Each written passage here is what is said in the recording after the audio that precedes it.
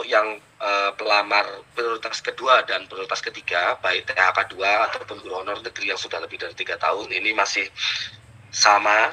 Jadi dia tinggal menggunakan aplikasi SSCASN milik BKN, lalu ada pemilihan formasi, ada masa sanggah 2 ataupun P3, sesuai dengan jumlah kebutuhan yang ada.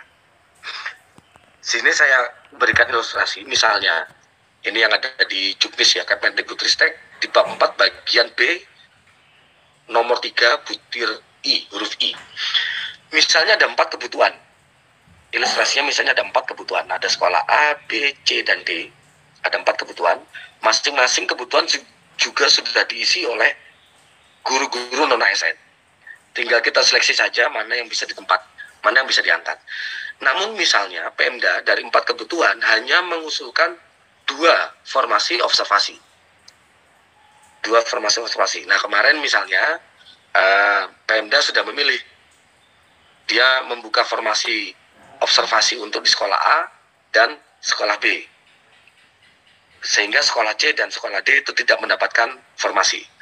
Nah di sini ini kami tekankan di sini bahwa individu non-ASN, guru non-ASN yang bekerja di sekolah C maupun di sekolah D itu tetap bisa mengikuti mekanisme seleksi observasi. Guru non-ASN yang ada di sekolah C dan sekolah D, walaupun tidak dibukakan formasi oleh Pemda, dia tetap bisa melamar mengikuti seleksi mekanisme observasi P2 ataupun P3.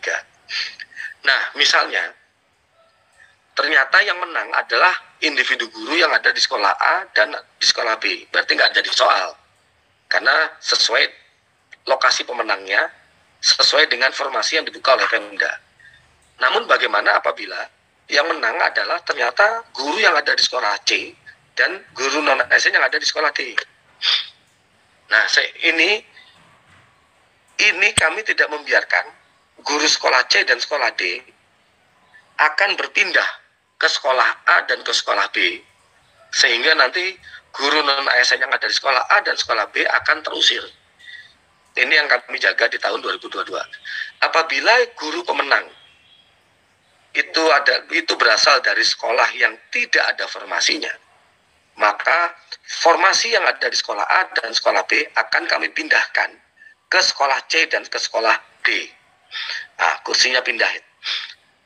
Sehingga pemenang tetap akan mengajar di sekolah tempat dia bertugas selama jadi honorer. Ketika dia jadi honorer. Jadi formasinya yang dipindahkan, bukan orangnya yang dipindahkan. Ini agar tidak ada kejadian saling mengusir. Selama kebutuhannya ada. Nanti akan dijelaskan. Lalu bagaimana jika kebutuhannya tidak ada? Contoh, ada 4 kebutuhan. Ada sekolah A, sekolah B, sekolah C, dan sekolah D. Sekolah A dibutuhkannya 1 guru, yang ada 1 guru. Sekolah B dibutuhkan 1 guru, tapi tidak ada guru honorernya. Sekolah C dibutuhkan 1 guru, tapi ada 2 guru honorer. Begitu juga dengan sekolah D, dibutuhkan 1 guru, tapi ada 2 guru honorer. Nah, kebetulan misalnya Pemda membuka formasi di sekolah A.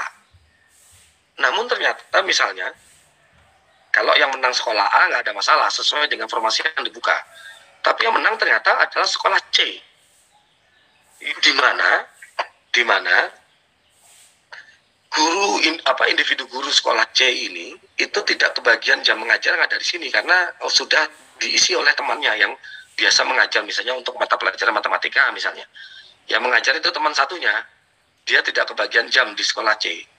Maka jika kejadiannya seperti ini, maka formasi dari sekolah A akan kami pindahkan ke sekolah B. Di sini tidak ada guru honorernya. Lalu pemenang yang ada di sekolah C akan kami pindahkan ke sekolah B. Nah, kursinya pindah ke sekolah B, lalu pemenangnya akan kita letakkan di sekolah B. Sehingga sekolah A tetap guru honorernya akan mengajar di situ, sekolah C juga honorernya tetap mengajar di lokasi.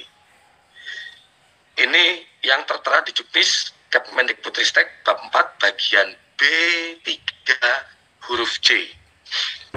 Lalu terakhir untuk mekanisme penempatan ya. Kondisinya masih sama. Ada kebutuhan di sekolah A, B, C, dan D. Masing-masing satu. Sekolah A1, B1, begitu juga dengan C dan D. Sekolah C kelebihan guru, kebutuhannya satu, yang ada guru honornya 2. Sekolah D kebutuhannya satu, honornya ada 2. Nah, kebetulan kasus ini misalnya Pemda memberikan informasi di sekolah A dan sekolah B misalnya. Namun ternyata pemenangnya ada di sekolah C dan sekolah D, di mana pemenang itu merupakan guru non-ASN yang kelebihan. Misalnya, jadi sekolah C dan sekolah D misalnya sudah ada guru ASN-nya misalnya, dan di situ ada guru honorer yang kelebihan beban tugas, kelebihan jumlah guru. Nah, pemenang ini tidak mungkin kita pindahkan ke sekolah lainnya, karena masing-masing sekolah A, sekolah B, C dan D itu sudah ada penghuninya semua. Sudah ada penghuninya masing-masing. Kalau tadi kan kasusnya kita pindahkan ke sekolah yang kosong, yang tidak ada guru honorernya. Namun kalau kasus ini ceritanya, guru honorernya juga sudah penuh.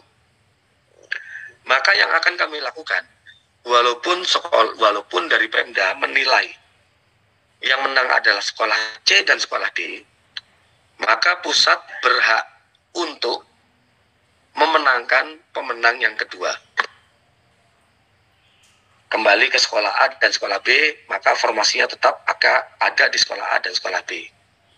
Ini tadi makanya kami dari pusat bermohon betul kepada pemerintah daerah, Bapak Ibu yang di pemerintah daerah, agar lakukan penataan guru baik ASN maupun non-ASN sebelum dilakukannya seleksi observasi di tahun 2020. Intinya tidak akan menggeser individu ke tempat yang lain. Individu itu akan diangkat di tempat dia bertugas selama ini.